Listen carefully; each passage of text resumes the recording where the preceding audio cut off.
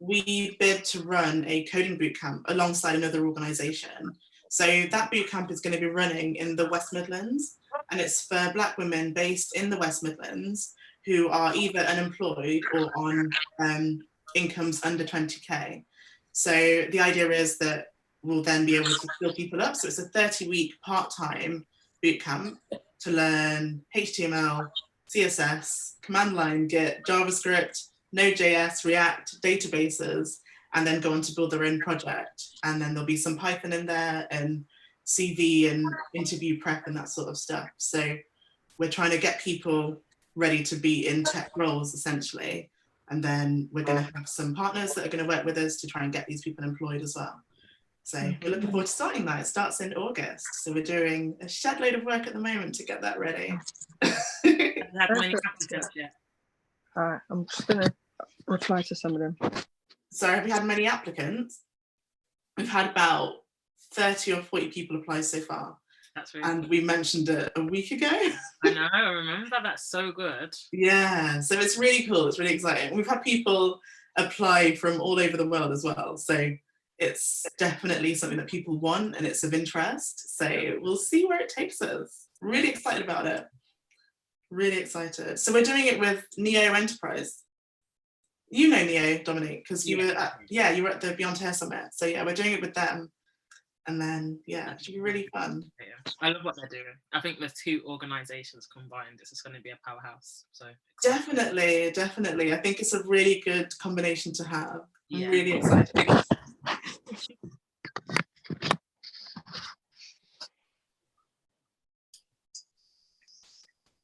Okay, we are 5 minutes in. Should we get started?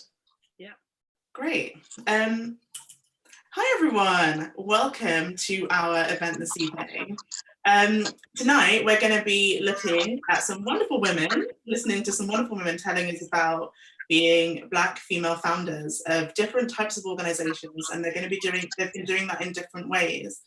One of the key things for people that haven't been to any Coding Black Females events before or aren't familiar with our space is that we want to bring Black women together who are in tech or want to be in tech to learn new skills, to be inspired and to empower each other. So we're really excited about tonight's event. We've got loads of really fun events coming up for the rest of this month, well, next month anyway, and the month after that. We've got loads of stuff in the plans. So stay posted and keep in touch with us.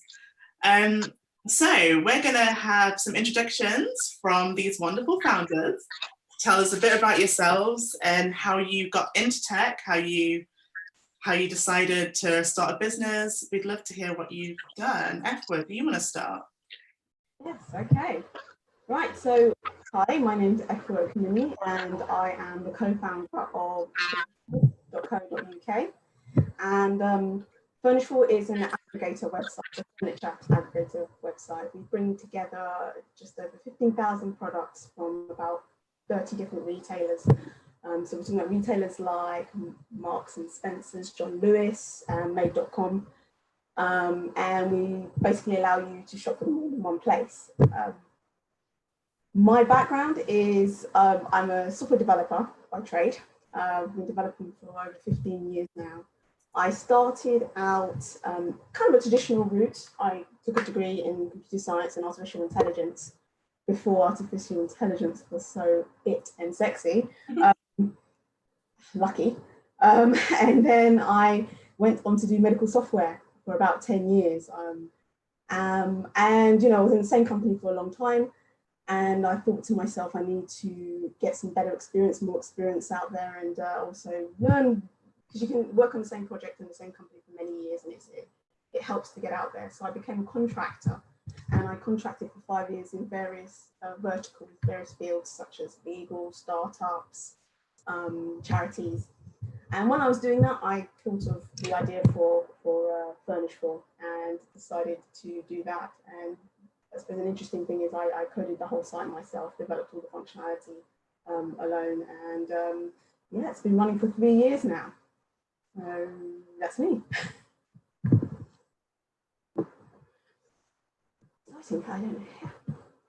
I was just saying, that's amazing. I muted myself. Dominique, it'd be really cool to hear from you. So Dominique wasn't on the original plan. We used to have Ricky Lowell, but she is unfortunately ill today. But Dominique wonderfully has stepped in to tell us all about Hairpopp and her experiences with that. Thank you for having me. Hi, everybody. My name is Dominique, and I have a business called Hairpopp, which is an online marketplace. So we source UK independent Black-owned hair care brands, and similarly, we market them all in one place. So you can buy all of your hair care for afro and curly hair from Black British brands. And I've been running with the marketplace, launched just over a year ago, and it's been really exciting.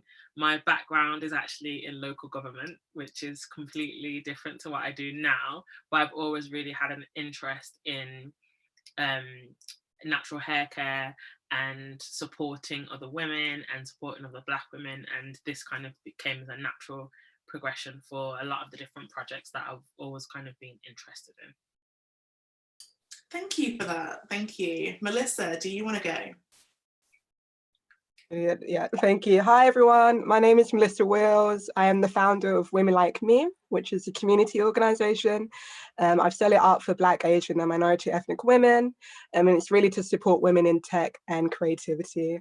I found my way into tech a really unconventional way now that I think about it. So I studied sociology and criminology originally. And in my final year, I was studying, and technology is relevant for everyone, but it was especially relevant for sociologists. So that's how I got interested in it. And then I picked up a book and read more about cybercrime, the way that the world is working in terms of cyber warfare as well, and criminality. And that's how I got into tech, by reading that kind of book. I contacted the journalist who had written that book and was like, I'm just about to graduate, let me come and work for you. And yeah, the rest was history. He said yes. Now that I think about it, it was very random. We actually met in a pub. He was over 1 hour late, and I should have got some warning flags there. But yeah, still took the job. And yeah, started my career, like Efua was saying, when AI wasn't sexy, writing about AI and producing podcasts as well. So that's Future Intelligence. If anyone's interested, check that out. It's on Resonance FM. Yeah, and then I've now found my way into UX. So I'm now working as a UX specialist at Nestle. Awesome, thank you. Marcia, do you want to give us a bit of an intro about you as well? Right, hello everybody, thank you. And it's lovely to see all these wonderful Black female founders. My name is Marcia Brock. I founded an organisation in project management 15 years ago. However, my background was that I worked in Microsoft engineering and Cisco engineering.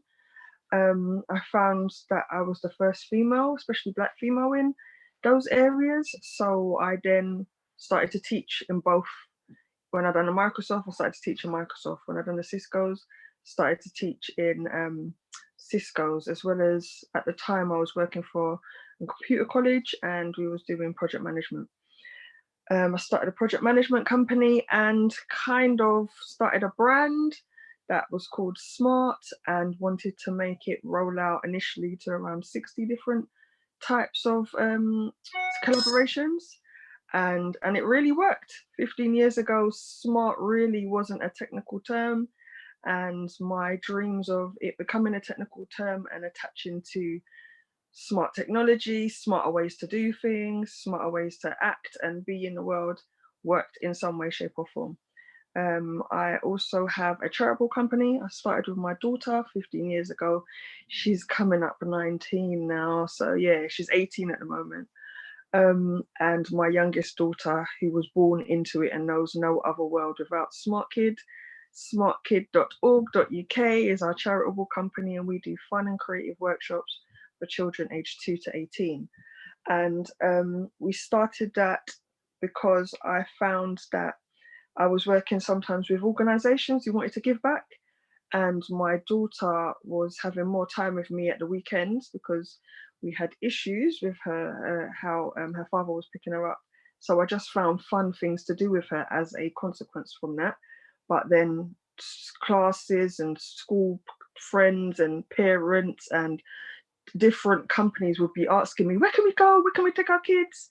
and it built up. So over the years, we've got like 30 different workshops that we do, and we always seem to find, we ask the children as well, what's fun and creative. I'm a STEM mentor, so they have lots of fun, food, STEM and repeat.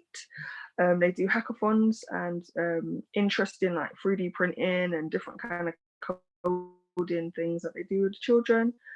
And I do lots of projects that are not always linked with smart. Some of them are linked with the Black community, some of them are linked with large corporations, some of them are banks, some of them are like hospitals as well. But just making sure that our world's connected. This type of conferencing is my literal heaven, and I'm like, yes. Nothing can stop you now. No location, no venue, no nothing. So yeah, my thing is just to make sure we're all connected. I've taken my computer networking to business networking, and now people networking too. That sounds really cool. Like, I do like the fact that you focused on the fact that we're all connected in the way we are right now. Like, it's definitely shown a lot for the world that we can all shut down and continue so easily. I'm going to say easily with quite I don't know it's necessarily been the easiest transition, but the fact that we can actually do it is amazing. I think you've all kind of touched on it, but it'd be great to know what your inspiration was to set up your business. I think a lot of you have mentioned sort of being that space, especially you, Marcia. It sounds like it fit very well into where your life was, if that makes sense. Yeah, I just don't like doing things that don't seem the smartest way to do things. So my daughter was starting school, and the school drop-off was at 8:50, and he was meant to be at work for 9. That gave me literally 10 minutes. Then she finishes school at 3:30 and work finishes at 5. So it made no sense to me whatsoever. So I instantly changed my timings.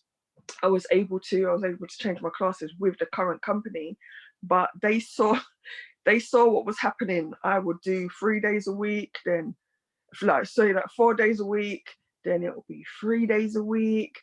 As the business was growing, and it was 4 days a week. I ended up doing 1 day a week by the end of it. But it's just that like my business times wouldn't suit my family times if I was to stick to 9 to 5. So yeah, it had to work around. I decided to have a child, so I decided to look after her. So yeah, I made sure my hours were 10 till 2. You can email me after that. I would never put my telephone number on none of my communications. Send me an email, just because I didn't like getting calls where you have to, sorry, I can't talk. Sorry, no, sorry, call me back. So yeah, that was a big thing. And utilizing technology from back then, like I had a MySpace page. And it was like a business page, not just music, but it was like a business page. And I got so many connections from that. So I realized that actively the computer college was like, you need to tell your story. And I had a bet with my office brother. So he hands down says, yeah, Marcia won with that smart thing. But he's gone off to be flying and doing what he does in these companies as well. That sounds really good. I do want to say, everyone, all the people that are watching at the moment, if you do have any questions, you feel free to post them in the chat or in the Q&A section, and we'll answer them when we get onto the later section of the evening. Efua, what was your inspiration? Because you've worked in loads of different areas in tech. Was it that you noticed a gap in the market? Like, how did you get inspired to set up your business, Furnishful? I think it was exactly that, noticing a gap in the market. Having worked in kind of a lot of different areas, you start to have a mindset of looking for business opportunities, especially if you work with startups. And I think what it was is, it's just I've gotten to the age where people seem to be buying furniture and struggling to find the perfect piece of item of furniture, and just the way the world is moving, everything becoming online. Retailers are closing down, stores are closing down on the high street. Everything's coming online, and also it's not unusual anymore to have order big ticket items online. So you would order a sofa online because the the process of returns is easier, things like that. So my concept came from that and the lack of innovation I thought there was in the furniture market. Seeing all those things, putting it together, I thought it makes sense to have an aggregator to pull all these things together, so you don't have to open 10 browser windows or visit 10 stores. And also, you know, there's a side of the site that gives you inspiration, so you can go on there and put together boards of products and share them with other people. So the idea behind that was, again, you might start your journey from Pinterest, and you can go, you know, you put together your Pinterest board of, like, oh my God, I love that. And then when you go to buy it, you click through, it's a broken link, not to this Pinterest, but it's a broken link, or it goes to a non-UK website, and it's a frustrating experience. So I wanted to kind of like get rid of that frustration and, you know, build a site that I would use and that I would find helpful. So yeah, that's where the main inspiration came from. It's like, I would like to use that and it's not there, so I'm going to build it. So, sorry, just when you built that, you started from scratch? Did you use libraries that existed? How did you know where to start? So it is kind of an evolution. The story is, I didn't start straight from furniture. I actually built another aggregator as a minimum viable product. I used WordPress to put it together, and, you know, kind of hacked my way into this kind of comparison website for, embarrassing, shredders. When someone called me the shredder queen, I decided I needed to find another area to kind of like focus on, because I don't want that moniker. But yeah, then I went on to, my kind of background is in C# development. That's kind of what I've got most experience in, though I do have experience in PHP and Java, a few kind of different languages. I'm quite agnostic when it comes to programming languages. It's just about what can get the job done well and appropriately. And so I built this website in .NET, and I built it at the time where, you know, there's loads of free things happening on the cloud. Cloud would give away free packages and things like that for Azure, for AWS. So it made sense to just rather buy a dedicated server, which is what traditionally used to happen, move everything online, go very flexible, use all the free credits I can possibly get to kind of test my idea out, and build it from scratch. So it's proprietary. There's a lot of functionality that happens in the background. So for example, one of the, I don't know, I'm gonna kind of probably go and talk about one of the questions that you're gonna ask later, but it's quite a large site. It's a lot to do on it, but I've built it in such a way that it doesn't require me to be focused on it 24/7, because, you know, I think that's the way, that's good software. You should try and extract yourself as much as possible from having to everyday manage it.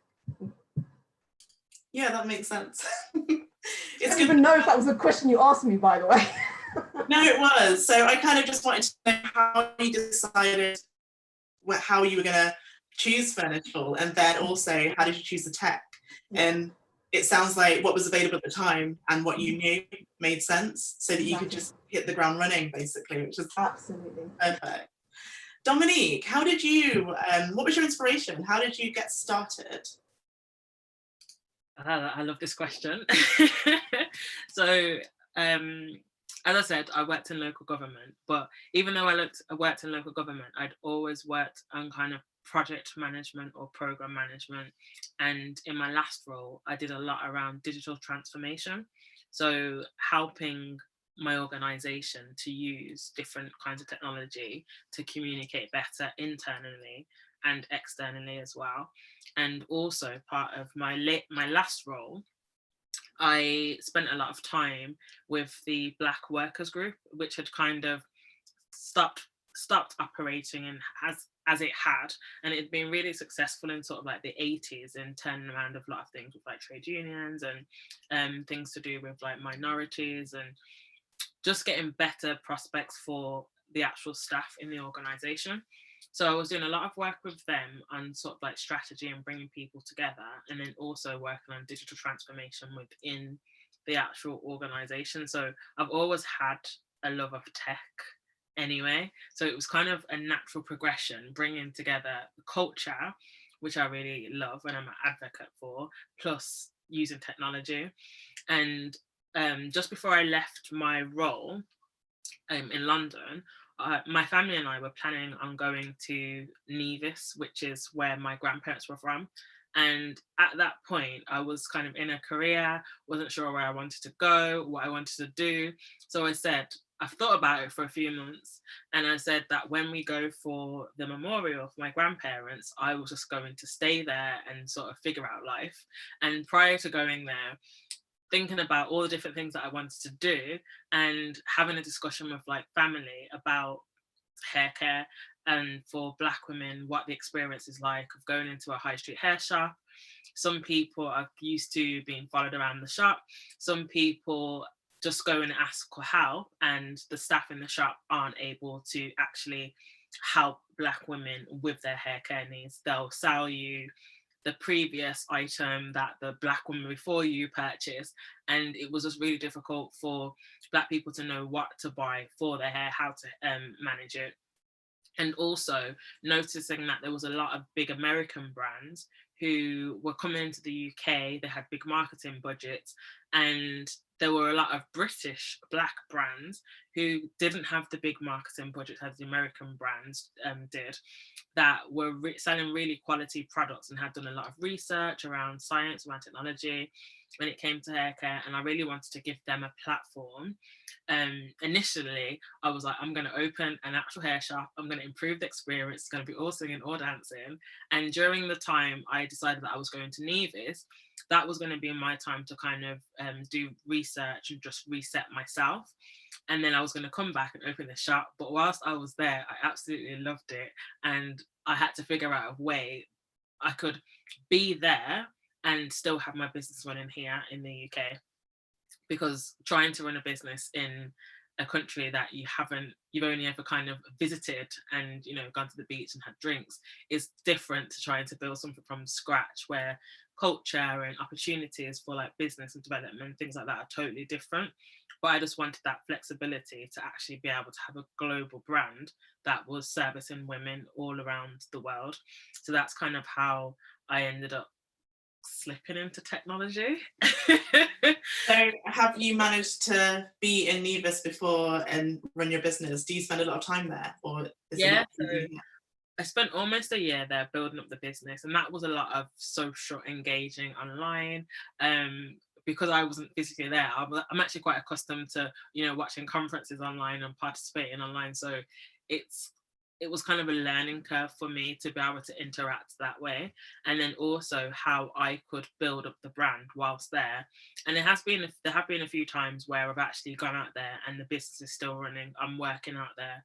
I mean, the internet connection is not the best, because when you're on like a small island, you know, constantly internet's going off, the electricity is going off, but you just learn to deal with what you can. And for me, putting processes in place is really important, because it means that I can have a team of people that come in and are able to actually do things, so that I can focus more on the business development and they can focus more on the operational, which I think is quite important for any business, any organization, is to have systems and process. Because if you're not well, or, you know, God forbid the worst happens, then can your business still continue? And for me, I definitely want to create a legacy where somebody else can actually come and take over from me, or bring as many people on as possible.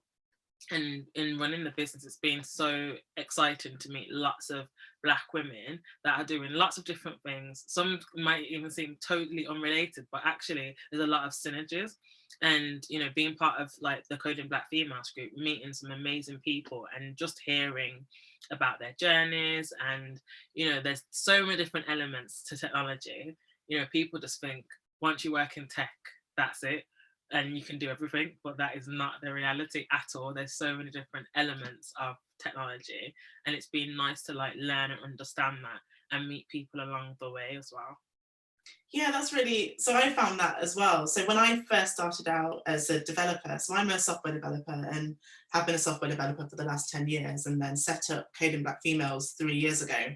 Up until about 3 years ago, I thought the only route into tech pretty much was to go to university, get a degree, and then try and get a grad role. Like, I thought that most people in tech were software developers. And it's mainly through this community that I've managed to find out that there are all these other things to do in tech and all these other ways in. And it's shown me so much how accessible it is to so many people. So it's true. you don't realize it, but everyone's kind of connected, and most companies use tech in some way anyway, that we're kind of all running tech companies in a way. So yeah, it's interesting. Melissa, what was your inspiration? How were you inspired to start Women Like Me?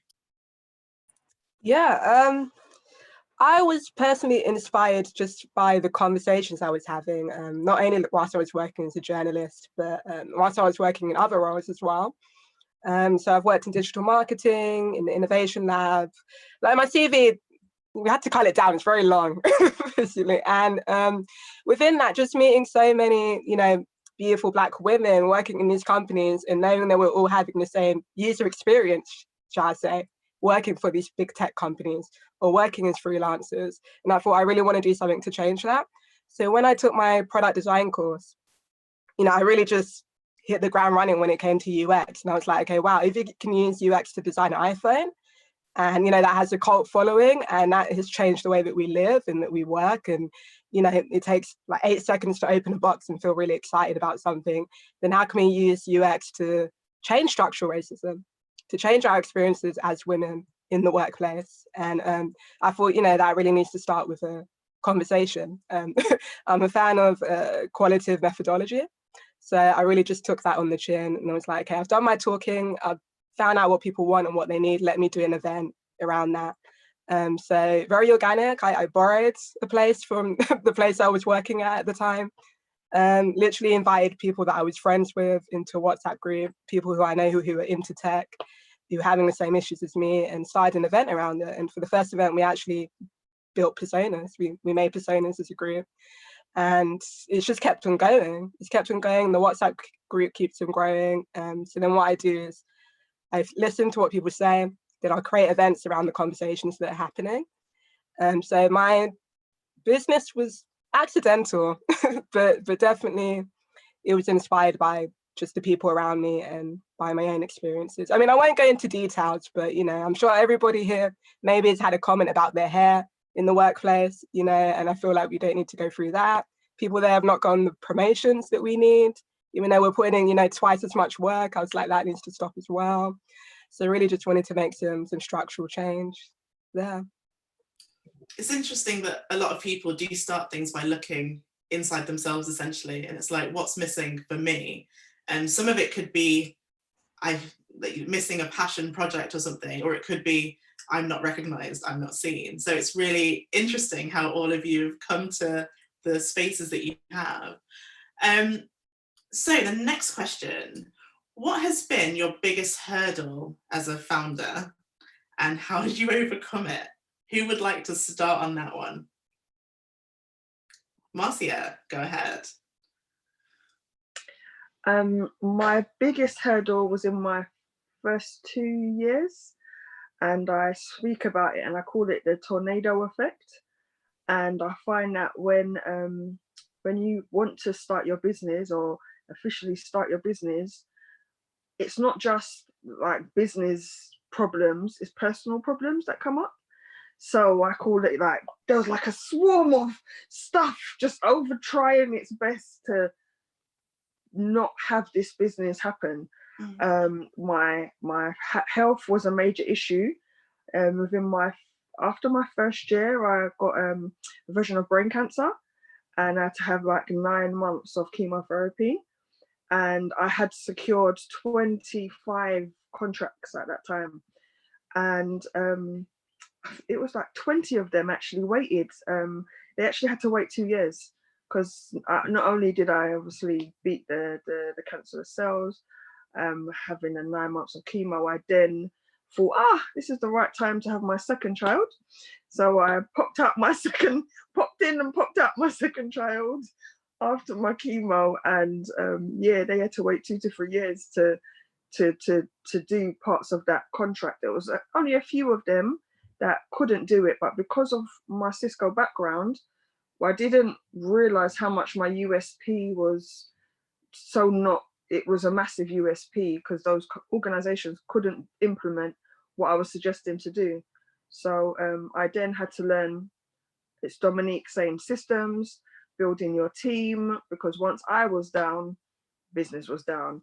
And yeah, that taught me a massive lesson in regards to building a team, having people who can do it, because my health, I suffer with lupus and a condition, I suffer with lupus and a condition called Ehlers-Danlos syndrome. And that's kind of a lifetime condition which I have to manage. So those health things helped me start a business and helped me actively grow it, where it's not me delivering. I'm not self-employed by it, which is the key thing for me. I don't want to be at all. So it's almost as though your hurdle was what propelled you in a way. Yeah. It's amazing. Who would like to go next? Dominique, biggest hurdle. How did you overcome it? I would say the biggest hurdle is being around other like-minded people. So when I was in St. Kitts and Nevis and I was doing a lot of the social engagement, I was doing a lot of research in the background and of what I wanted the business to look like, how I wanted the culture and how I wanted it to, the systems and the processes to develop, I realized that being in another country, I wasn't able to launch it because I had a lot of distractions. So if someone said to me, if I had planned to do some research that day and someone said to me, do you want to come to the beach? I'd be like, okay, I'm going to the beach. I'll do my work later. Or if someone said, do you want to go for a drink? I'm there. And I was easily distracted. And I realized that I was doing a lot of research. I was fortunate to have two really good coaches that coached me virtually, which meant that I was able to kind of progress with a lot of the things. But I came back to the UK to actually launch the business because it meant meeting people that I had connected with online, offline, putting a name to the face and really being able to grow the brand. So when I returned to the UK, I didn't go back to London. I went back to Birmingham, which is where my family are from, reduce costs. And I went to every single business event, every single tech event going. And at the time, Google had a pop-up shop in Birmingham, and you could do like free courses. You could learn to code. They had digital marketing, and I was there every day to the point where my cousin would call me and she'd be like, are you at the Google office? Because I just took advantage of all of the resources. And then I used to go to so many different business events that I actually started seeing the same trainers. And that's when I knew that it was time to just actually start launching the business. So I think actually being around people that are going through the same things is probably one of the big, not being around the people was the biggest hurdle, and overcoming it was making sure I was around people. So working in my last organization, I was used to working like hot desking. So my team itself was quite small. There was only 3 of us. So I worked around lots of other people from completely different teams. There was 11 floors. We were allowed to work wherever we wanted. So I got to meet lots of different people, and I was used to having background noise that wasn't related to the piece of work that I was doing. So very soon on, I made sure I found out about co-working spaces. And I noticed that there's a lot of Black women and in Birmingham that have businesses and don't know that these co-working spaces even exist. And I think it's so important because a lot of Black women, they have children and they're running their businesses, so they're doing it at home, they've got other commitments, and it's really hard. And I was always seeing the same faces when it came to sort of business networking events. And I would always tell people, go to co-working spaces, sign up, it's free space, free resources, you get to meet other people. And it's nice being able to create a network that is within what you're doing, but also looking a bit further, because you never know who knows who. So I think my biggest thing was being around other business people, and the overcoming it was actually surrounding myself with other people in other Black women, other people in business, other people in tech who had taken similar who'd done similar things to me. Because to actually say I'm going to stop working in my regular job or even just to work on this project and really push forward, unless you've got people that know what you're going through, it's quite difficult to stay motivated on the days when you're like, I'm going to jack this all in. So it's really good when another person that's kind of been through that can be your cheerleader, whether it's saying, you know what, take today off, take this week off, or just saying, you know what, you've got this, what do you need help with, try this, that kind of thing. So it's really important having that network. That's interesting, because I always think of co-working spaces as places that sound amazing and I really want to go there. I think they sound really cool. And then I'm like, but I could just stay at home. But there's a whole other world of benefits that you can get from going to spaces. It's the people, it's the other experiences that you can learn from all those other people, and the motivation that, I hadn't really considered. That's really useful to know.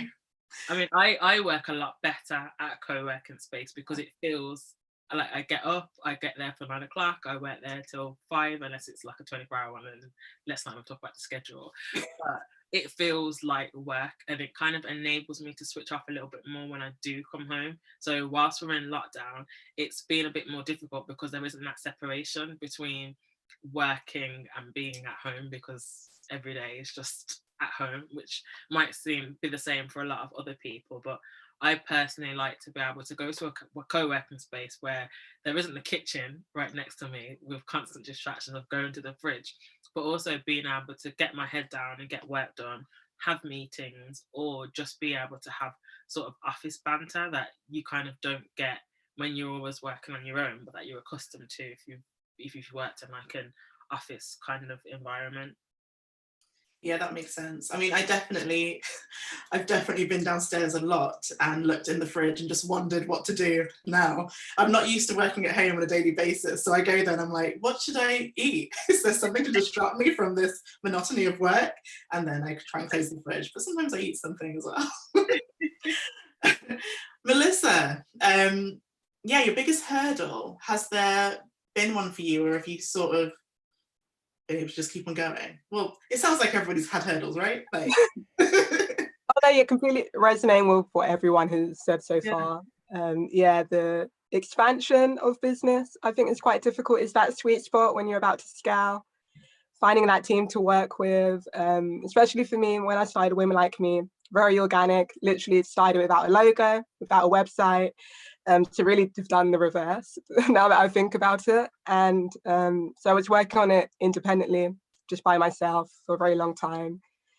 So it started in 2018 in August. And then in 2019, I registered as a limited company, not even knowing what that was or what it meant. And and then since I've been doing that, I thought, 2019, okay, let me start a team. This is growing and growing. I need some help with this. So I think the biggest hurdle is getting comfortable with being a founder, like having that title or being a leader. Like I've never actually thought myself of leading anything, especially like, just being the youngest of my family and things like that. So it's definitely been a transition for me personally, and professionally as well, because again, social advocate, always that person, to have these conversations or get called a conspiracy theorist sometimes. And so it's thinking of the business aspect of it all. So, okay, you've done enough of social, you're helping people, it's valuable, but how do you turn this into something that's going to be sustainable? And how are you going to turn this into something that can make profit enough for not just to pay yourself, but to pay your whole team? And, I always go like 110 into everything I do. So now it's quite a big team. So it's taking that responsibility on as well. And I was even having a talk, because I like what Dominique said about finding that community and people that you can speak with. So I do go to a place called Business Launchpad, which is in Brixton. Got a brilliant business mentor who I've been working with for the past 5 to 6 months now. And I had a conversation with her the other day, and she told me, do you want to be pleasing or do you want to be serving? And I've always chose to be pleasing. I mean, I don't even turn off my out of office. That's how pleasing I want to be. So it's definitely finding that balance, which I'm working on now. Even my team, they should be having a meeting right now without me. I hope it's still going on. If not, I hope they're here right now. But yeah, so it's even just letting people take that responsibility on, because again, like what Dominique was saying, this is like a legacy that we all want to start, right? So I don't want Women Like Me just to be for me, but I want it to be for everyone. No matter where you are in the UK or around the world, start a Women Like Me event there. Do that in your workplace. Go and do it. And I just really want to empower women to be their best and be themselves. So yeah.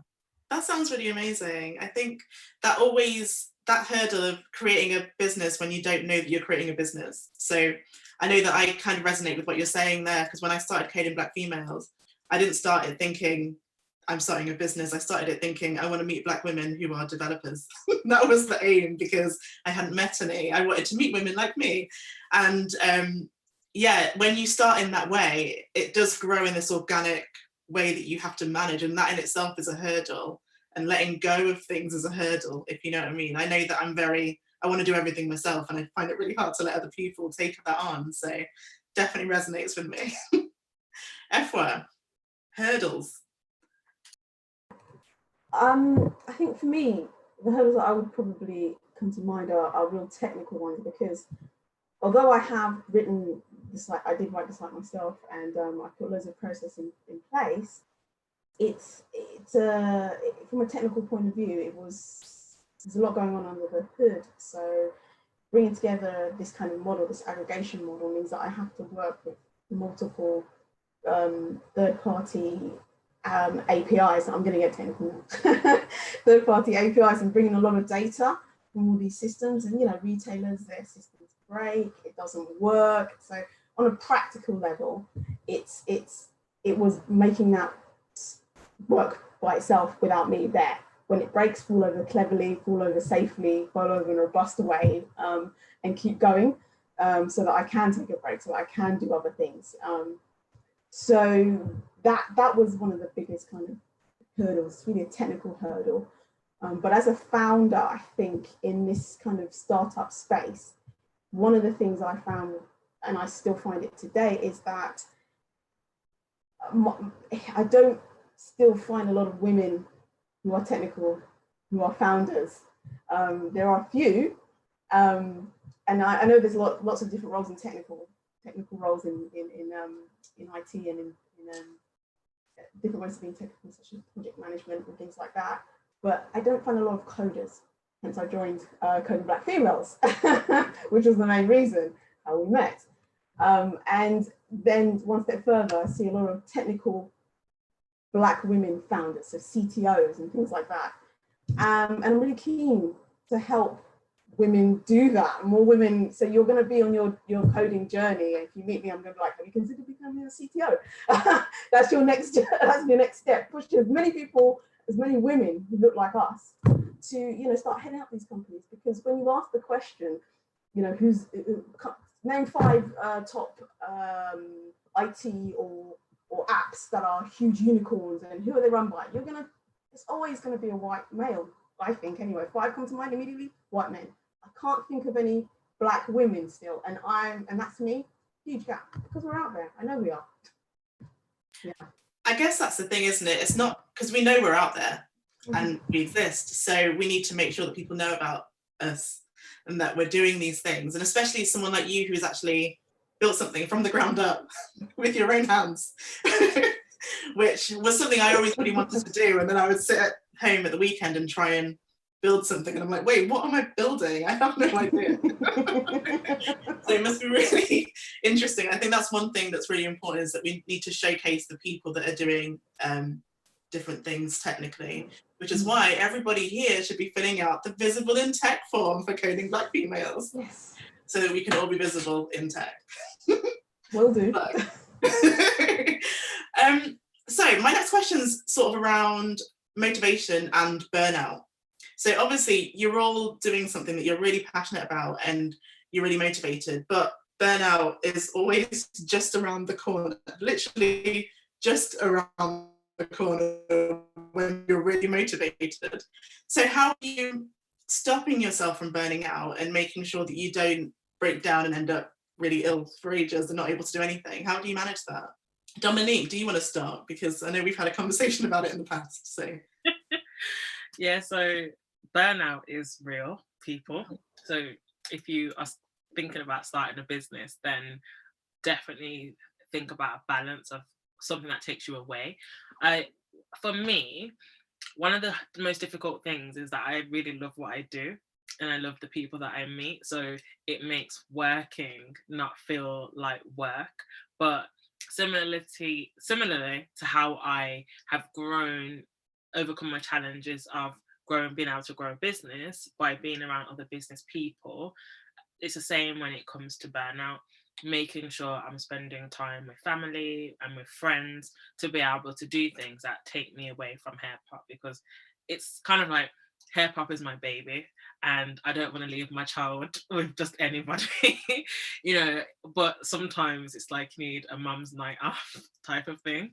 So definitely having things in place that allow me to move away. So at the moment, during lockdown, everything's just been virtual, and one of my cousins started doing a soca size class on YouTube, and then I was like, I want to do it. So then we were like, let's do it together, and then her mum got involved, and then it ended up being a really big group of us that were doing this soca size, and we did it every day at 2 particular times, and it was something for me to look forward to. So when we did it in the evening, it was like, okay, 7 o'clock, I know I need to be ready for soca size and shut off. After that, you know, have my shower, have my dinner, and then I'm just kind of done for the night. So I think having people around you, and sometimes it's having non-business people around you as well, because otherwise when you're just around business people all the time, you're just talking about business stuff, and then you go home or you switch off, and then you start thinking about all these new things that I can do next.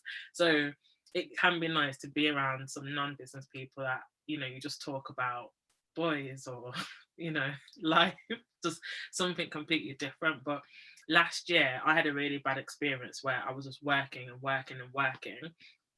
And I remember being in the living room with my mom, and we were maybe about 3 meters apart. And she was like, what is that noise? And it was my breathing. And I was just like, oh, you know, I've been having a bit of chest pains, but it's nothing to worry about. And then 2 weeks later, the chest pains got so bad. And I remember in the day, I'd been out and about with my brother, felt fine, but was getting chest pains. And then in the night, I said to my cousin, you know, I'm going to actually go to the hospital. Don't think there's anything wrong, but I'm going to go just to make sure everything's okay, because it's been a while now. And I rang 101, the non-emergency number. And I was like, you know, I'm going to drive myself to the hospital, but I just want to make sure I'm not being a hypochondriac. And when they went through all of the symptoms that I'd been having, and because my nan, she had passed away and she had diabetes and she had a heart attack, it meant that I was at a higher risk of those particular things. So they were like, okay, based on your symptoms, we have to call a paramedic. And I was like, I don't think that's really necessary. Like, this is taxpayers' money. You know, I can drive myself to the hospital. And they were like, no, you've got heart attack symptoms. And then within 5 minutes, an ambulance was outside my house. And I spent about 13 hours in A&E because my heart rate was all over the place. And I was basically just having like a really bad panic attack. And that was just because I was overworking myself. And I said I would never want to get to that point again, because if I die, no one's going to put a Hairpopp logo on my at the cemetery. So it's really important to have a good balance between working, shutting off, and having something that is totally for you. Because yes, Hairpopp is my company, but I still need to be able to do the normal things like socializing, eating. Well, we can't eat out now, but doing things that aren't totally work related, that just make me a human being. So that's really important. Yeah, that does make a lot of sense, doesn't it? And it's mad when you're in the situation, you're like, I've just got to work constantly. But you're right, they're not going to put that on your gravestone. It would just be, and my mum used to always say to me, like, when you're working really, really hard, and it was when I was in other companies and I'd be working until like midnight, she'd be like, when you're out of work because you've driven yourself into stress, they're not going to be like, oh, poor Charlene, like, Charlene worked so hard, we're so thankful, and now she's off with stress. They'll be like, well, Charlene's out, we'll just use somebody else now. So it's not worth it. It's never worth it, no matter who you're doing it for. Does anybody else have a way of how they avoid burnout, like what they do to make sure it doesn't happen to them? Well, Okay. personally, so for me personally, I think I have a coach who I talk to quite often. I think that's really helpful because they can kind of pull you back a little bit when you're not even realizing that you've like fallen into this trap of like busy work.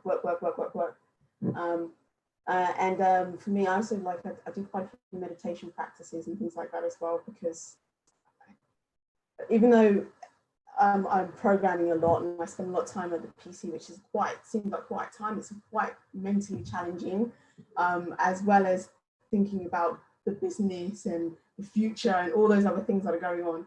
So I think meditation practices and speaking to someone as a coach, whether it's your church, whatever, things like that help you to kind of refocus and move away from intense business and yourself, focusing on yourself as well. So yeah, that can help. So meditation and having people that aren't part of that space, just to pull you out of it. Absolutely. Yeah, so important. Marcia, you had raised your hand actually. Do you want to tell us about how you avoid it? I'm grateful for my ill health because it gives massive warning factors, warning signals that I've learned to listen to shut down. And I used to be really strict with my time when my children were younger, because you need to give them your sole attention, cooking dinner, bath time, reading, things like that. But now that they're older, I can easily, at one point of time I was doing 9 till 9. I still have some 9 till 9 days, just because I like my days off. So if I cram in a 9 till 9, then I've dedicated those hours to whatever's needs to happen, because there's international projects. Speaking to someone between 10 and 2 doesn't always work. So yeah, having set hours for work. I do yoga. I love martial arts, but I don't get to do it as much anymore. But me and my yoga and meditation does help to bring everything down and help the energy and help the control of your vibrations and all of those kind of things. And I'm really patient, because I think that you can get anxious if things ain't working and stuff. Like my patience, understand everything happens. I feel like the ultimate Jamaican. Just chill, like everything happens at the right time. No need to stress out yourself. Just chill and it will hatch like that. I've been in it probably too long, like 15 years officially, but I actually started my first business at 9. So I'm kind of, used to this zone. It will work out. It will work out. No need to stress out yourself. Wellness and health and well-being is so important, isn't it? Like it sounds, meditation and yoga and all that sort of stuff to take your mind out. I would say I like things like cooking myself really nice meals and having like serve yourself like the queen. And my children do it now. My teenager makes her food and it looks like amazing, and I'm like, not like just mistreating yourself and eating any old thing, because sometimes you can get distracted and not eat too well, which is then causing yourself problems down the line. So just doing the basics of eating, drinking and resting, I think, because our brains tick so much.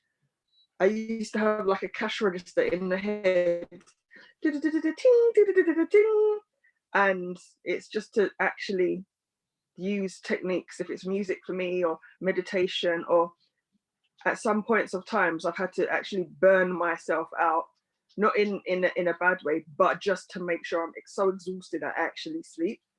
So yeah, there's keep on walking, keep your fitness up, remember why you're doing this. It's not to burn yourself out all day, it's to have a good quality of life. So yeah, don't forget that element. Definitely. Melissa, how have you avoided it, or do you avoid it? Yeah, that is the question. I have had one burnout. It was last year, and I think what it was is because I was working. Well, I've always worked full-time whilst I've had women like me, but it's when the full-time job kind of took over and was stressing me out a bit. So I had a burnout, and now I always check my balance. So even that question, do you want to be pleasing or do you want to be serving? Do you want to be pleasing as in someone's asked for your help or your advice on WhatsApp? Are you going to give them a half-hearted answer and because you're just so tired and you're burnt out? Or do you want to be refreshed and do it at 9 a.m. when you wake up and you can give them your full attention and a great answer? So yeah, self-check yourself. If people ask you, what do you do in your spare time? And you can only say your business, that is an issue. So make sure you can say other things and balance. Yeah, it's very key. I know it's hard because we're all entrepreneurial, we all work and we're all on it, but balance. So I always make sure I'm at least speaking to a friend on the phone at least once a week, doing something that I love and that just brings me joy every day, to be fair. So you have to do it. The meditation, I have joined a great group. So we do meditation on Wednesdays and on Sundays. So that's been quite helpful as well. But yeah, balance is key. It sounds like meditation is really important. I'm definitely going to look into that. And maybe some soap exercise as well. Yeah. Because I know the thing is, so with my friends, all my friends, we speak really often, and pretty much all my friends are in business or have business ideas. So most of the time I'm like talking about business. Like one of my friends is probably watching right now, and she so we set up like a business club when we were about 8 or 10, and to charge people to come, and then we'd have like a little club where we talk business. I don't know what we spoke about, but I think ever since then we've always like been in business, and it's important to try and get out of that space so that you can just relax and take some time out for yourself. It's so important, definitely. So we're into the bit now where we've had some questions come in from the people that are watching, which is fantastic. I'm gonna try to read and speak at the same time, which is going to be very interesting. We've had a question from Ira. Hi, Ira. Can you talk about your support network? How has that been for you? Who do you discuss your ideas with? Is that your family, your friends? I know we've just spoken about not talking to your friends all that much about all that sort of stuff, but you must as well. So how do you come up with these ideas that you have, and what are your support networks? Has anyone got any answers? I found that when I first started in properly with business, your family, and if they're employed, it's not quite the same conversations. You can't really be excited and talk about your business to them. Like a lot of my friends and family were not in business, but then it's like, I'll say 50-50. 50 of us are, 50 of us ain't. But just understand that, how can I say, I stopped talking business when I could see people are not engaging anymore. They're not really that interested. And I just learned, oh, okay, all right, let me stop talking now. And I remember back in the day, I don't watch much telly. And like when I started 15 years ago, I purposely watched EastEnders because I realized in the working world, people talk about that, or a show. And yeah, now it's obviously Netflix and what's on, or whatever other streaming service, or a bit of YouTube. But yeah, I have a female business networking group. Most of my friends, close friends and colleagues are all in business. So I can easily, a lot of my cousins, he's like got verbal diarrhea as well. We can go on and on about all the different projects. So I choose to have those conversations, or just totally switch off with my friends who are not in business and just do chit chat. Yeah. It's important to have that balance. Like, and a lot of your, like, I don't know if some people had this problem, but sometimes your family are not the best people to ask for anything to do with your business or to bounce off ideas, because sometimes they just don't get it. And I think it was like probably 10 years in when my mom was like, oh, you really have a business. I actually came back from Jamaica and was like, oh, it's real. So sometimes your family and friends don't always get what you're doing and conversations with them, but thankfully surrounding yourself with like-minded people is key, but switching off is key too. So probably two sets, yeah, business friends and just friends. Yeah, making a network if you need to, essentially. Yeah, I would definitely agree with what Marcia said in terms of the support network. And I think I learned quite early on about the whole family not necessarily supporting you, because I remember prior to starting Hairpopp, I also had a personal blog, which was like a lifestyle blog, and I remember reading another blogger called Noble I can't remember her name. And she was basically saying, like, your friends and family won't always support you.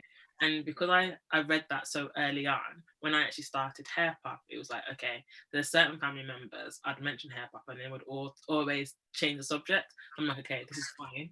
I accept that. But then there's other family members who I know don't know exactly what I do, but they're still advocating for me, and you know, they become my cheerleaders. So I still see them as part of my support network. But at the same time, you want your close network to be able to support you in the sense of, you know, pushing you on or helping you when you need help. But sometimes them being a support network is just being able to be around them and interact with them that isn't to do with your business. So, you know, to go to dinner or go to an event, you know, I went to the club for a brunch, R&B brunch thing, and it was like my mom, my aunt, my cousin, and it was like generations of people, and it was so weird being in a club with my mom and my aunt, but it was actually a lot of fun.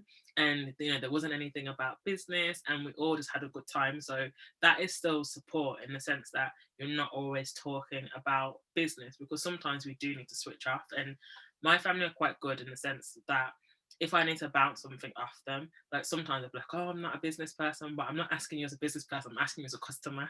You know, you are still this target person that I want to, you know, get your advice on, not just because, you know, you're related to me type thing. But, you know, WhatsApp groups are fantastic. You know, being in the Coding Black Females group, sometimes when I just need a bit of advice, there's always so many different experts in that group, or even going to like the meetups and stuff, you meet a lot of different people. So it's being able to be in those types of groups and to also utilize it, because, you know, you'll sometimes find that you'll be in a group and you never ever speak, and then as soon as you need help, you ask and everyone just ignores you, because it's like, well, who are you? And sometimes you have to be willing to have conversations when it's not even about you. You know, if someone's sharing something, you know, just respond. Or if someone's got a query, like say, oh, I can help you, I know someone that can. So it's about giving as much as it is about receiving when it comes to support. And even meeting other people that might be a little bit further behind on the journey, even supporting them. I get people that will say, oh, you know, my little sister and my cousin thinking about starting a business, will you speak to them? And I'm like, yeah, I'll speak to them for, you know, half an hour or so, just to give them a bit of support. And it takes me away from what I'm doing, but it's also nice to be able to support somebody else that's coming up as well. Great. Sorry, I muted.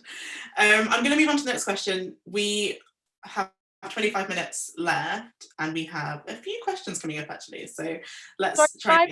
Plug. Sorry, Foundervine. If you're looking for support, please Foundervine. Of course, Coding Black Females. Yeah, sorry, that's it. But Okay, that group has really helped me, and your group also. So did Foundervine get involved in, because I know they support founders, I know that, and I know that they do hackathons and stuff like that. Can you give us like a really quick overview of what they do, just so that people know? Yeah, they support entrepreneurs who are on all different paths or in of the cycle of being a founder, especially tech entrepreneurs. So as you said, they do run workshops, they have a WhatsApp group as well, and they do courses for entrepreneurs. So you can start a startup if you haven't started one yet in 54 hours with them, only 54 hours. So yeah, go for it. And also, no, that's it. Cool, thank you very much. Thank you very much for that. So next question, what have your experiences been in professional settings as Black women? Have you experienced bias or preconceived notions? Of course, sorry, I need to speak on this one. Yeah. Yes, more than, 100 times probably, and that's why I really did start Women Like Me. I remember even working for a housing association, and they called me up on being late, because it's the stereotype of being late, and literally someone said to me, oh, you're 2 minutes late for this meeting. And I just thought, yeah, like, when you're just speechless, you're really speechless, like you're there early, like you're there at work every time early. I've never even had a meeting with this woman in my life. I stay late hours, I work when I'm not even getting paid, and now you want to call me 2 minutes late. I just said, this is enough. So there was that. And there've been numerous other experiences, but I do believe we have to rise above and call it out now. I think for a long time, especially when I just started working, I wasn't calling it out. So when they were telling me, oh yeah, you need to get a wig, you know, you're coming in here with, yeah, go get a wig. And I just used to laugh it off like, oh, you know, you don't know me, I'm not going to get a wig kind of thing. But I should have said like, no, this is inappropriate. Don't tell me this again, basically, because it kept coming up, so reoccurring, like always a conversation. Yeah, and then just also biases like, oh, okay, so you're a Black woman working here, you must be front of house, you must be a secretary. Oh, you're at this event, can you go and get me water, or where is the restroom? You know, these kind of microaggressions. So yeah, that's Women Like Me is my fight against all of that. So yeah, I'm sure we all have a lot of stories that we could share in that sort of space. Somebody has asked, what's the best way? Sorry. Yeah, go ahead. I was gonna say, when I first started being a woman in tech, I had to change my name a bit. So my name's Marcia, but if you just spell it M-A-R-C, it's Mark. So I used to use that to get contracts, because I found that they wasn't giving it to Miss Marcia, but they would give it to Mark Brock. And that's sometimes how I used to get around and getting contracts. Yeah, I found that they didn't really want to work with me in doing networking their systems and stuff. So yeah, I had to do that. And being a light-skinned woman, there was always an assumption that I was mixed. So there was always these difficult conversations that they would have with me on a thought that like one of my parents must be white. I would be saying to them, no, both of my parents are from Jamaica, and they look at me like, which one of them is English? And the conversations used to change once they realized that I was fully Black. It was yeah, I found it a strange space, but once you get to become your brand, that yeah, those things get eliminated. But yeah, it was interesting back in the day. Yeah, they would have, no, you must be like you're half of us. No, I'm sorry, I ain't. Just really like. Can I quickly add to that before you move on to the next question? I remember being in my last organisation, and there was clearly an issue around we used to call it the snowy peak. So it was brown on the bottom, and the further you go up, it was quite white. And there was a mentoring program that the chief exec at the time had put in place, which was for BME staff to be able to become managers. And it was like a 1-year program, but they also did little, they allowed you to do one-to-one training with like a really good coach. And I remember applying for the training, thinking, well, my manager, who's white and middle class, has to say yes. And he said no. And then I had to challenge why he said no. And prior to being in that organization, I'd been on a grad scheme as well. So it was quite clear the sort of path that I wanted to take my career in. And I had to end up fighting. And he would say, you know, why do you need to be on this? And I had to always explain, you know, why I needed a mentor, and looking at the organization and having to go to the learning and development department, which was part of HR. And I was like, well, what's the point of you putting on these courses if we're not allowed? Because then there was lots of different excuses. Oh, we don't have the budget. And it was an internal offer.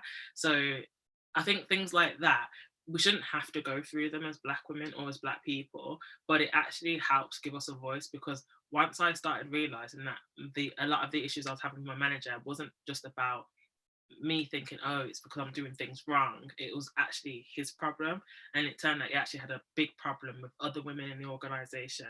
And when it came to the Black women in the organization, it was even worse. So it does help to give you your superpowers. And I think having platforms like this is allowing people that are just starting in their careers or might encounter these sorts of microaggressions to be able to stand up and not just say, oh, I'm going to go and get a wig and it's fine, but actually say, no, that's actually totally inappropriate. And, you know, not everyone wants to speak for the other Black women, but some of us have actually got a platform where we can actually stand up for other Black women that don't have a voice.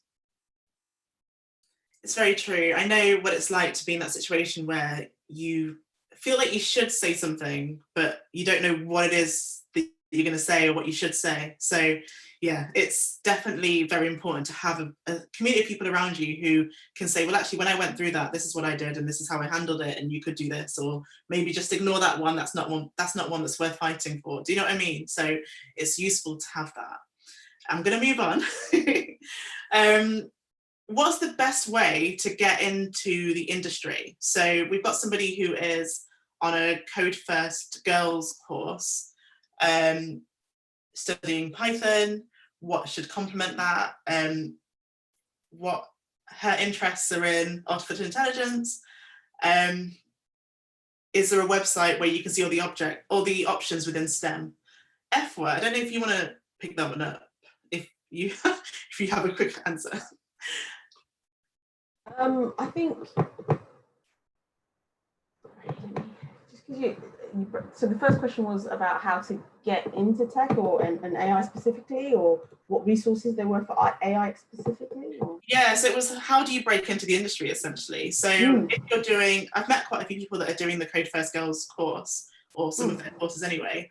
If you've done a course like that, how do you get into the industry? How do you break into tech essentially? Yeah, I suppose I can see how a lot of people nowadays start off with these courses. It's a great course. It's great to do a course or a boot camp to kind of get your skills up in there. And for me, I've been contracting for the last few years. I can speak on being a contractor because I essentially had a professional job for 10 years and then I became a contractor.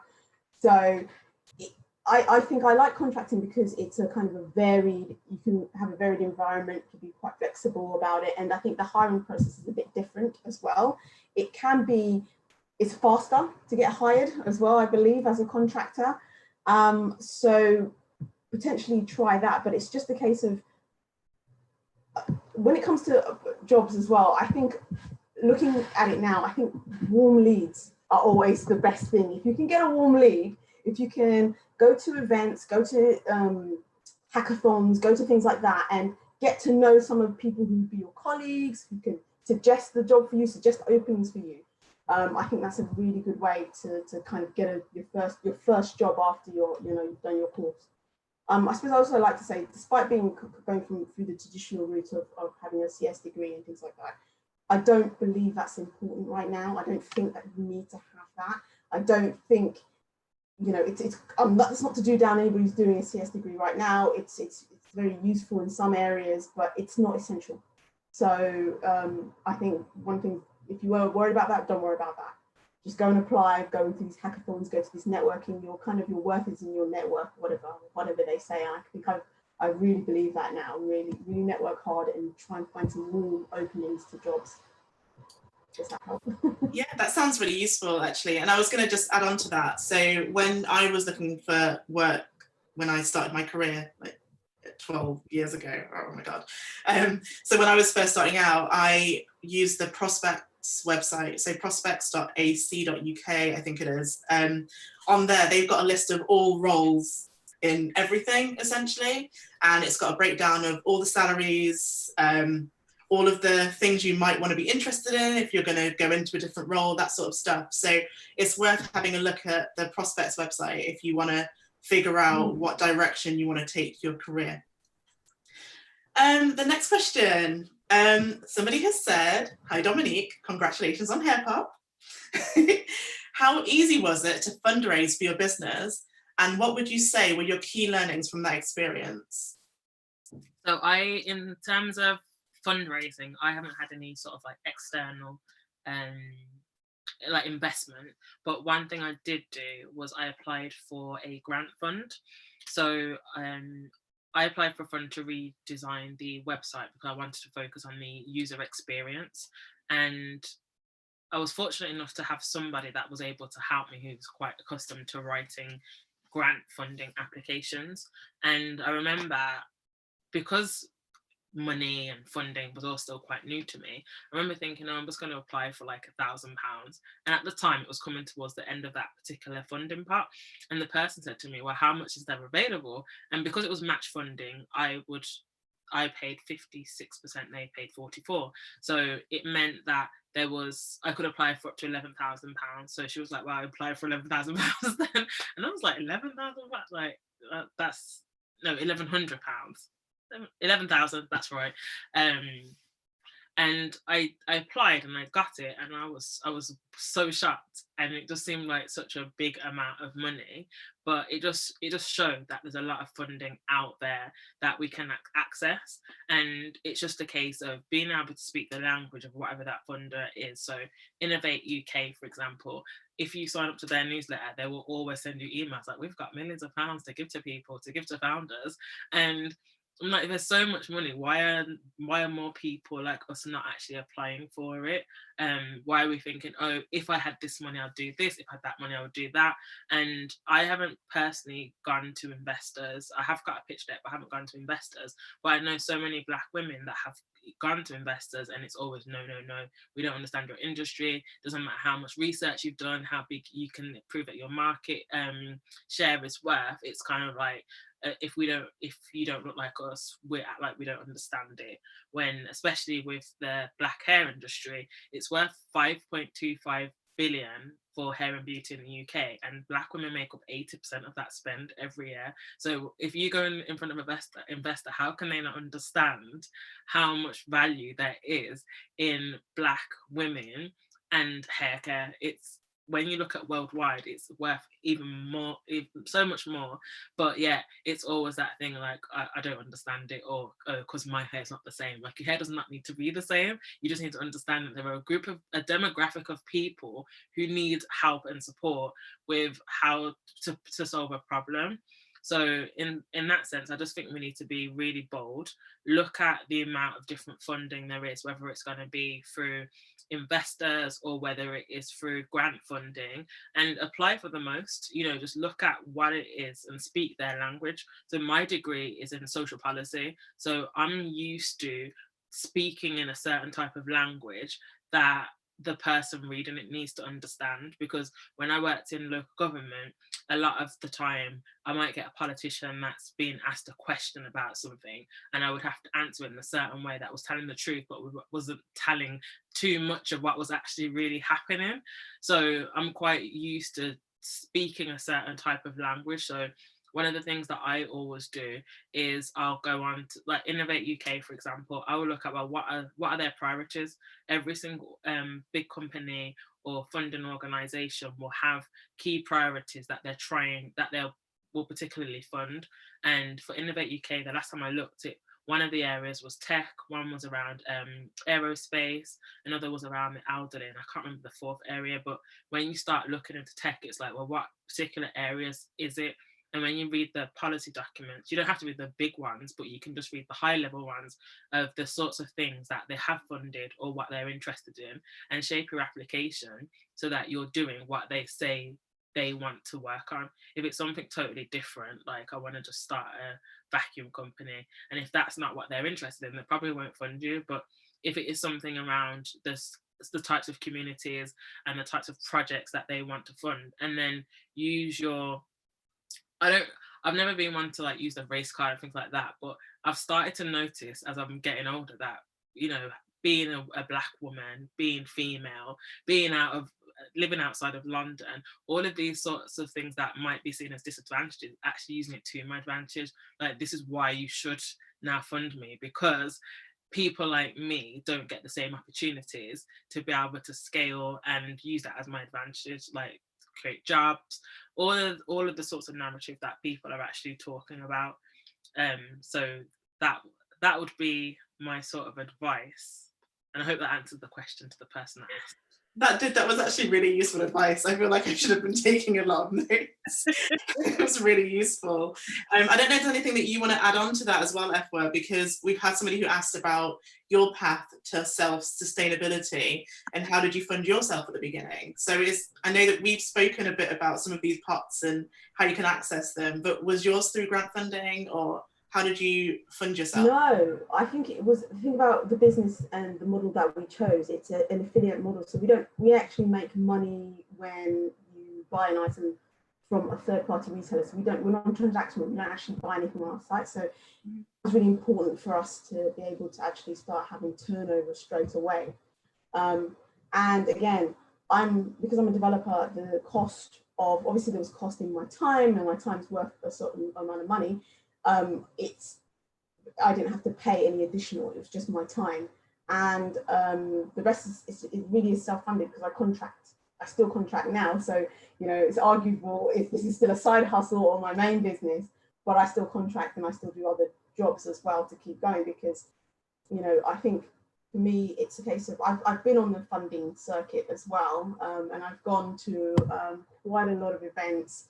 I've been to, like, there's some big VCs out there, like Baldertons, and I've been to they have evenings where they can help you look through what your pitch deck, and then they give you advice, or, you know, say, oh, well, we love you, we want to invest in you, whatever. But I've been to loads of those, and I think it suffers from, again, like the meritocracy. Do you look like me?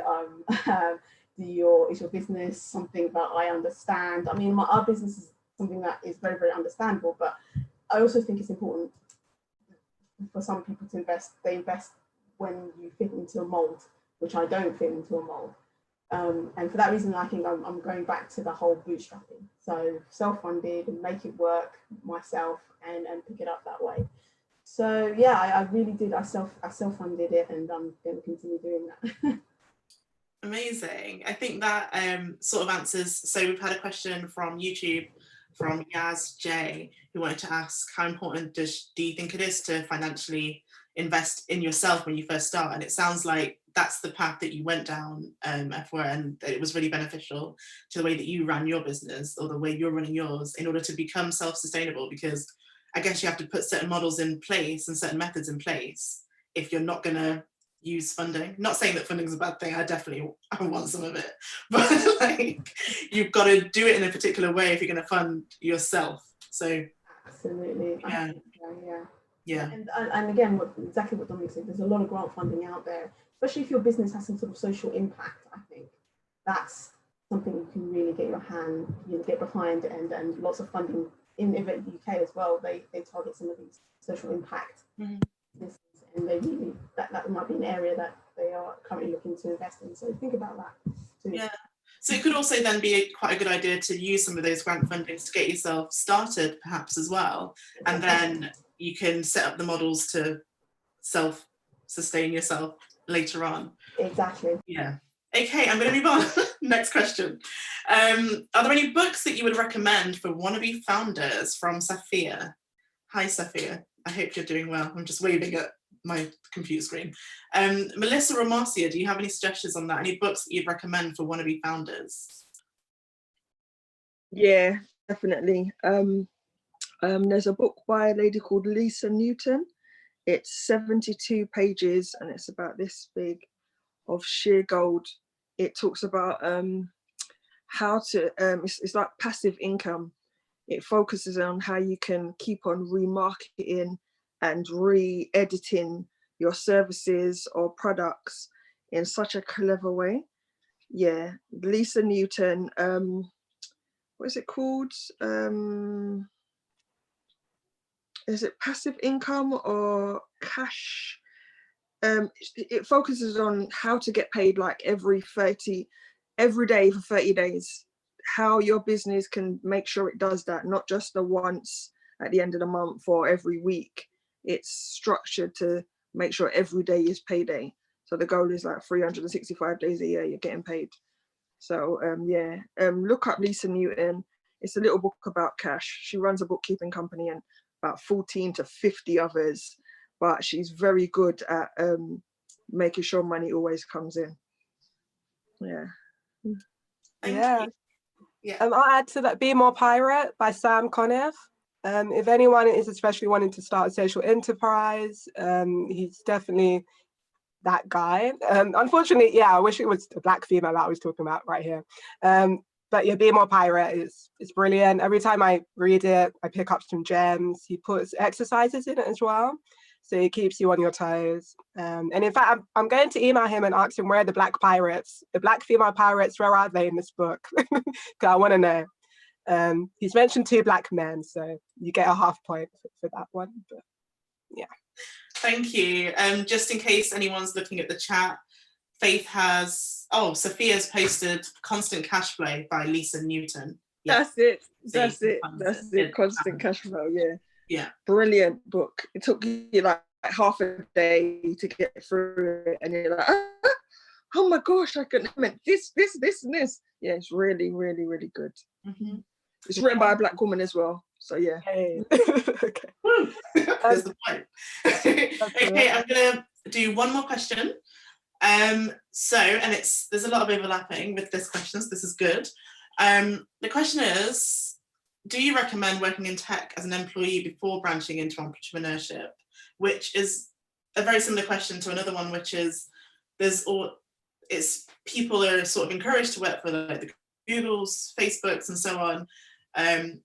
What's the difference in tech in relationship to the opportunities that you get in these big organizations compared to working at like small companies and startups? So would you recommend working in tech as an employee? And if you are working in tech as an employee before you set up your own business, what sort of company would you recommend? I would definitely recommend, it's not even a length of time. You don't even have to be an employee. Volunteer for 2 times for the day out of like a month, just so you can navigate and see and make a little connection. I think it's Efua said, like, get your warm lead, do that and flitter along as much as possible, because then you will just see what the processes are, and you'll see what a problem is as well.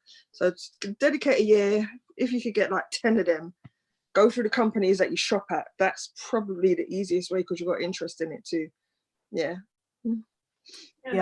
I was literally going to say the same thing. Efua, what you said, use your soft skills and get the connections. It's definitely helped me make women like me. I think when people are like, oh wow, like you're at Parliament, you've got all these partnerships, just like, well, it didn't happen overnight. It was literally from working in tech. So I'd recommend it, actually. Yeah. I would definitely as well. I mean, I started my business after I'd already had a career, not necessarily in tech, but I think it depends on where you are in your personal life as well. Because if you've, say, for instance, just finished uni and you've got an idea and it's a really good idea, or you might have co-founders and you want to run with it, I don't think you should not run with it just because you think, oh, maybe I should go and work for a company. But then on the other hand, working for a company, you see things that you do and don't like. So whether it's the culture, whether it's how systematic people are, and then you start to learn, well, actually, we could do this better. And if you're bold enough as well, you might even suggest, well, this is how you do things, but if we did like this, it might save time. That time would therefore save the company X amount of money. And any company wants to know how much money they're going to save or how much time they're going to save. So it really depends, I would say, on where you are. If you can get experience, then definitely go into tech and try and work and understand how things operate. But also, I find that, I mean, I have a lot of interns that have worked with me over the last year or so, and for them, they got a lot more experience and knowledge of the business than they would if they were in a big organization. They get to ask questions and come to events and things like that they might not normally. So they're at a head start already, because most of them tend to be between the age of sort of 16 and 20, 22 sort of thing. So depends on where you are. If you've got the opportunity, you've got skills and you can work with a small business, then definitely try and take it, whether you're getting paid or whether you're doing it on a voluntary basis, but you'll start to understand the intricacies of a business. But if you can get work experience as well, then you at least understand culture, because you know, some big companies like Facebook and Google, whilst it looks like the place where everyone wants to work, there's been a lot of a lot of stories about the lack of culture, and that might have been because those founders came out of uni or dropped out of uni and then started something, but don't have experience of how do you work with other people. And that's really important, because to create a really good culture, especially when you start talking about diversity, and if you employ everybody that looks exactly the same as you, then you won't ever be diverse. And even when it comes to like the Black diaspora, we're not all a monolith, we're not all the same. So it's not about having everyone that is exactly like yourself. Yeah, I agree. And I guess you learn a lot of that from the workplace, if you know what I mean. So yeah. Okay, this is the end. Thank you so much to all you wonderful people, wonderful panelists, for taking part and sharing such inspiring and insightful information and knowledge for people to go ahead and run their own businesses or start their own empire that they may want to begin. So thank you very, very much. To everybody who was watching today and listening to us, thank you very much for joining. It's been really good, and I know that it was really exciting to run this event. Thank you. Just thank you to everybody everywhere. We did have some questions left over. What I will do is I'll collate them and I'll still ask you guys to answer them, if that's okay, in your spare time, and we'll post it somewhere that we'll make sure you can find. So thank you very, very much. Have a lovely Wednesday. I don't know, I've lost track. Have a lovely, lovely Wednesday. Thank you very, very much. Thank you. Thank you. Bye. Thank you, Bye. everyone. Thank you. Bye. Thank you.